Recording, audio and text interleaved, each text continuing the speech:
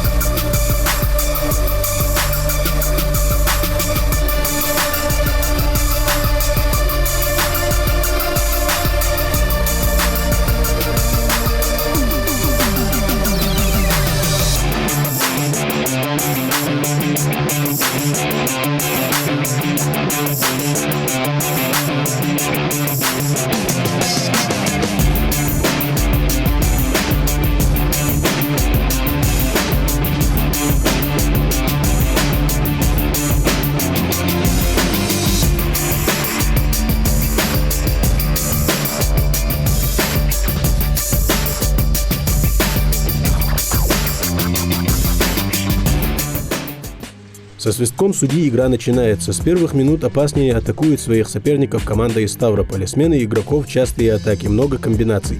Есть все, но забитых шайб не хватает. В конце концов, коллективный навал на ворота увенчался заброшенной шайбой.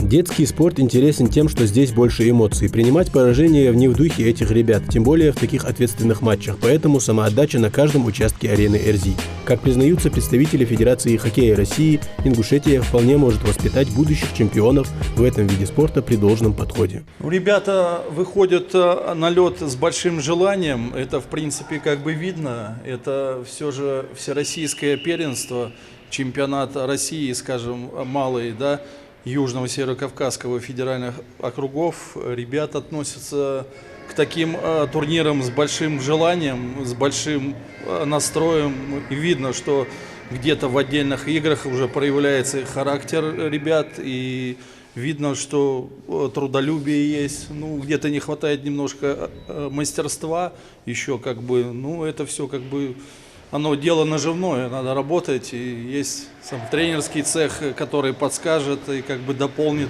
действия ребят. Ну, в принципе, ничего, ребята молодцы, ребята стараются.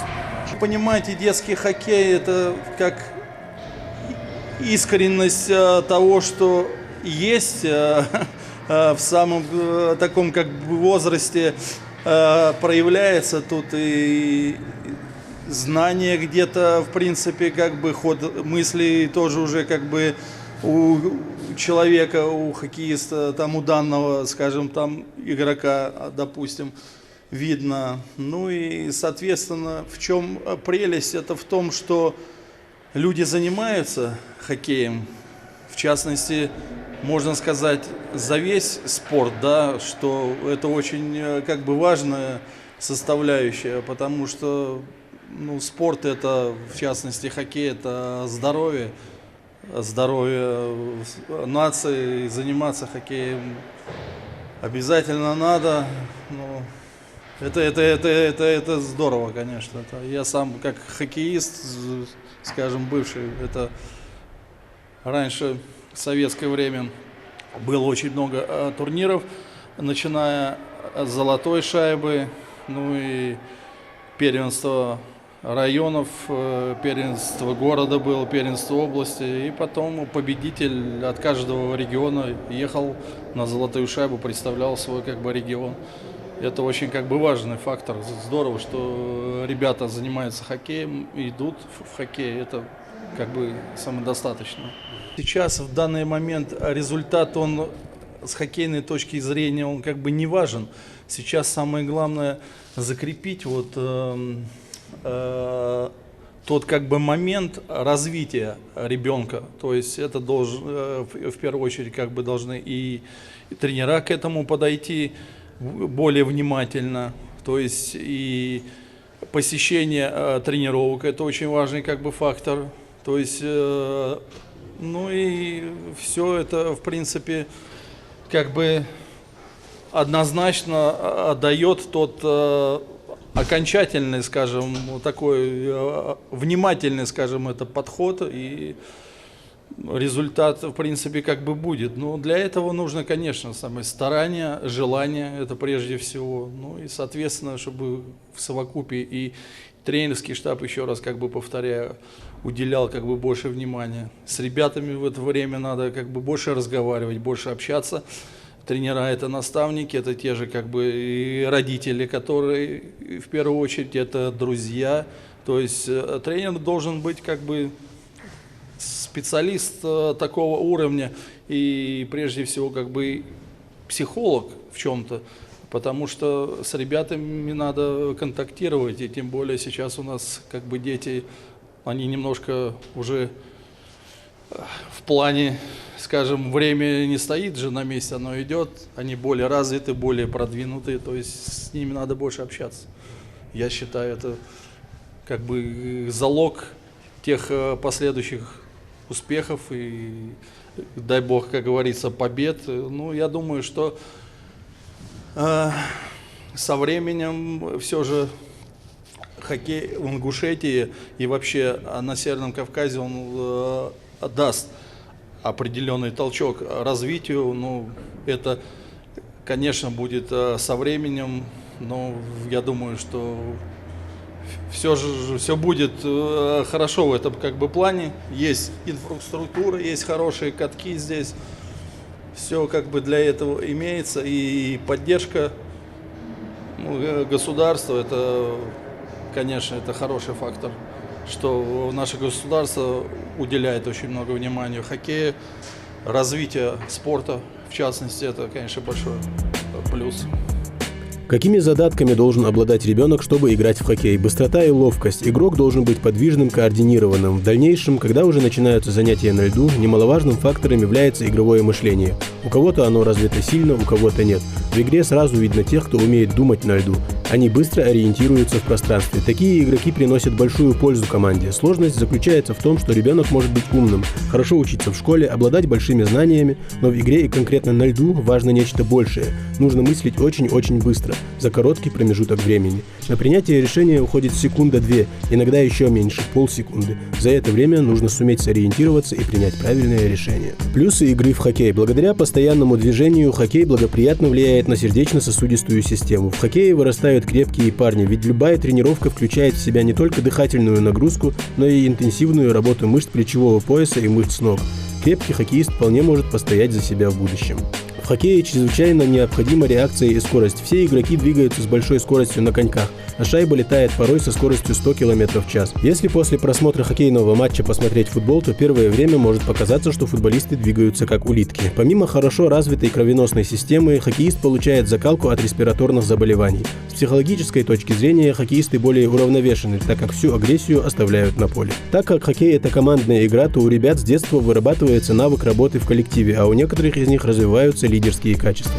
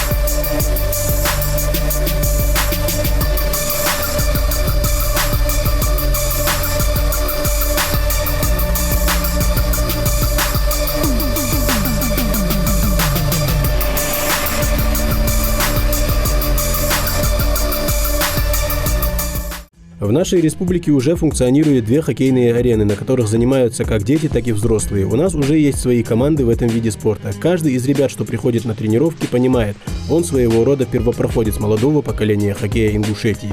Задача тренеров – сделать из этих ребят профессионалов, а этого можно добиться в течение нескольких лет кропотливой работы. Мы тренировались сильно, соперники хорошие, сильные. Я жду сегодняшней победы, за меня болеет папа. Я жду от игры победы. На тренировках мы каждый день занимались усердно и готовились к этому матчу долго. Мы выиграем сегодняшний матч. Да, Андаль. А кто за тебя болеет сегодня? Родители, друзья. Что знаешь о своем сопернике? Я знаю, что у них высокий вратарь, и надо вниз бить. Тем временем первая игра плавно подошла к своему завершению. Ребята оставляют на арене все свои силы, ведь каждая ошибка может стать решающей. Намеченный взгляд тренера не упускает ситуации, когда в определенный момент нужно менять своих подопечных.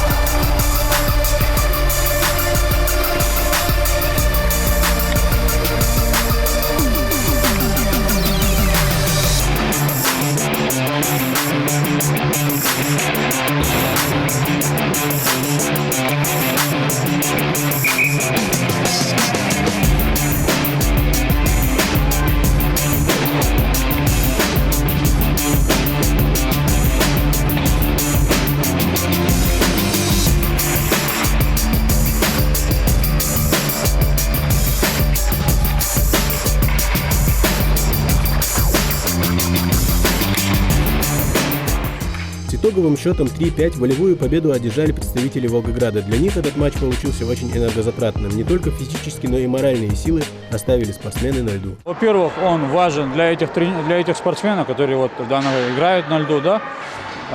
Это отборочный тур для попадания на первенство России, для участия. Правильно? Это второй этап, будет еще третий этап. И кто здесь занимает первое, второе, в основном на первое место у них по баллам. Вот те, заняв здесь место, они попадают для участия на первенство России. Вот, это важно, раз. А затем, как он важен для всего нашего остального населения, да, или подрастающего поколения. Там уже вид спорта, кому как нравится. Мне, допустим, я занимался другим видом спорта, мне хоккей всегда нравился. Хотя играть так особо не умею, на улице играли. Мне очень нравится вид спорта, и поэтому он тоже очень популярный. Не то, что в стране, он в мире популярный. Так что в любом случае только плюс от этого вида спорта и от этого мероприятия нам. Очень интересно, зрелищные здесь, хоть и юноши, очень интересный матч-то бывает у них. Следующая игра, она же и завершающая. В роли номинальных хозяев турнира представители команды Ингушетии. В соперниках команда из Донецка, которая приезжает в наш регион не в первый раз. Первым делом, как правило, небольшая обкатка на льду, чтобы почувствовать арену, как говорят хоккеисты.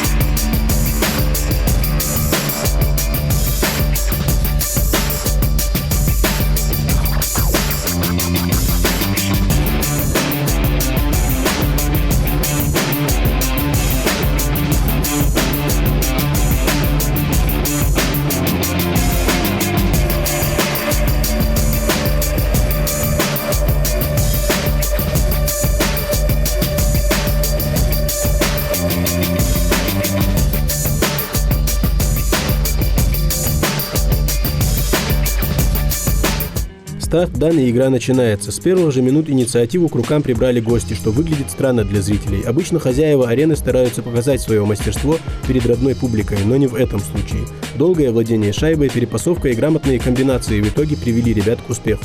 Первый пропущенный гол команды из Ингушетии не заставил себя долго ждать. А затем пошла игра еще горячее.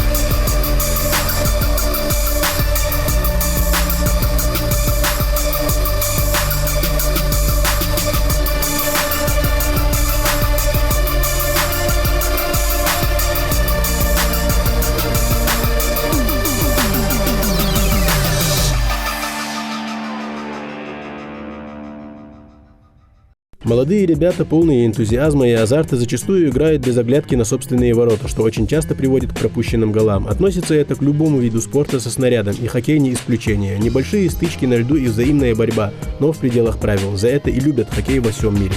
И за это особым успехом пользуется он в нашей республике. Когда я приехал из Белоруссии сюда, и мы начали, на стадии строительства я принял ледовую арену, и много людей приходило, смотрело, что строится, а зачем это нам надо, да какой хоккей, зачем нам этот хоккей, у нас борьба, бокс, все говорили вот так. Я, честно говорил, хорошо, посмотрим.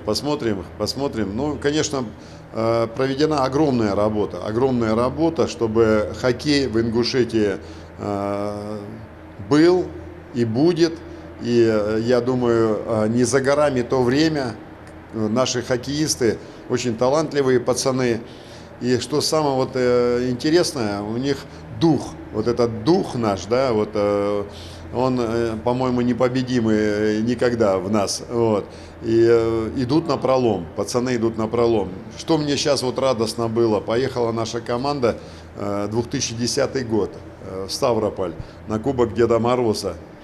И заняли 2 место. Первый раз детишки выехали на турнир, волновались, переживали, конечно. Могли бы и первую игру выиграть, но, говорят, плохо спали.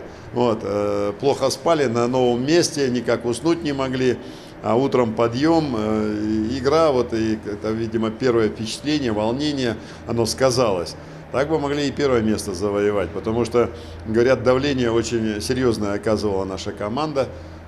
Ну, что поделаешь. Я думаю, что хоккей у нас уже есть, он уже существует, нас уже знают.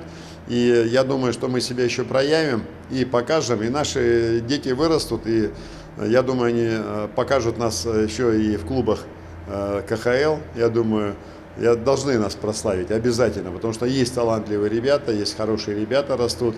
Я думаю, что это время не за горами, не за горами. Вы упомянули про давление на ребят, которое свалилось при выезде из нашей республики. Как вам кажется, все-таки легче им выступать в родных стенах, когда организовываются подобные турниры, или все-таки выезжать и как-то более... Выездные матчи, они нужны. Практика игровая однозначно нужна. Что поделаешь, так на сегодняшний день мы понимаем и кризис, и финансовое положение. Конечно, мы стараемся там где-то изыскать за счет родителей поездки сделать. Но не всегда тоже родители могут оплатить. Но стараемся выезжать, чтобы это раскрепощение, чтобы у них было это раскрепощение, чтобы они ехали и без чувства волнения выходили. У нас, когда первые 2 группы, это 6-й год, 7-й год, когда у нас в 2016 году хоккей открылся, да, тогда ребята и спонсоры помогали нам, тогда выделяли финансы, помогали. Сегодня, конечно, видимо, всем тяжело, не только и государству, но и, наверное, и бизнесменам тоже тяжело в этом плане. Поэтому мы с пониманием это относимся. Но думаем, все наладится и все будет здорово. И у нас растут и прибавляются хоккеисты с каждым годом. Поэтому сегодня мы уже за 200 человек нас перевалило. Поэтому я думаю, мы потихоньку создадим на 2 ледовых аренах ребят, чтобы у нас все группы возрастные соответствовали, начиная с 1 класса и кончая по 10 класс. Это будем работать, время покажет, будем работать. Выступать в родных стенах – это одно, но для ребят очень важно выезжать периодически за пределы родной арены, считает директор Республиканской хоккейной академии. Исаат Сычоев уверен, чем больше опыта будет у наших ребят, тем лучше они будут выступать. И в этом нет никаких сомнений. Крайние результаты ваши, как вы выступили и планы? Крайний результат: ездили мы на турнир в Ставрополь, на Кубок Деда Мороза. Наш первый выезд. Я считаю, что мы удачно съездили. Заняли 2 место. То есть ребята первый раз выезжали. Все удачно сложилось для нас. Исаис Маилович упоминал, что для обкатки ребят выезжать за пределы региона и выступать с ребятами, которые за пределами играют, очень важно. Как вы считаете, согласны ли вы с этим? насколько это важно для ребят все-таки? Да, конечно, это безусловно очень большой толчок ребятам и в профессиональной их карьере, и в бытовом плане. То есть ребята очень будут быстро расти с такими выездами, нежели если мы будем просто тренироваться, ходить. Многие детские тренеры говорят, что с ребятами помладше заниматься все-таки сложнее. Что у вас, как с ребятами складываются взаимоотношения? Все ли слушаются беспрекословно?